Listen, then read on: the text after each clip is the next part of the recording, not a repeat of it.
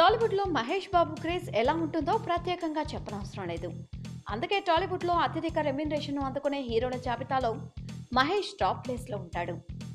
ఇక త్వరలోనే స్పైడర్ సినిమాతో ప్రేక్షకుల ముందుకు వచ్చేందుకు సిద్ధమవుతున్న మహేష్ బాబు ఈ సినిమా కోసం ఎంత రెమ్యునరేషన్ తీసుకుంటాడనే దానిపై రకరకాల ఊహాగానాలు వినిపిస్తున్నాయి.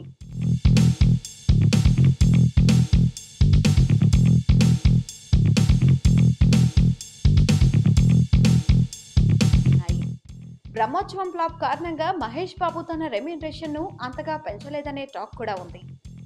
అయితే స్పైడర్ సినిమా విషయంలో మాత్రం మహేష్ బాబు భారీగానే పారితోషికాన్ని అందుకోబోతున్నట్టు టాలీవుడ్ వర్గాల్లో ప్రచారం జరుగుతోంది.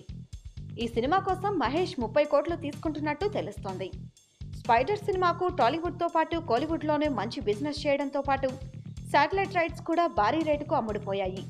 దీంతో ఇందుకు తగ్గట్టుగానే మహేష్ కూడా తన రెమ్యునరేషన్ ను తీసుకుంటున్నాడట.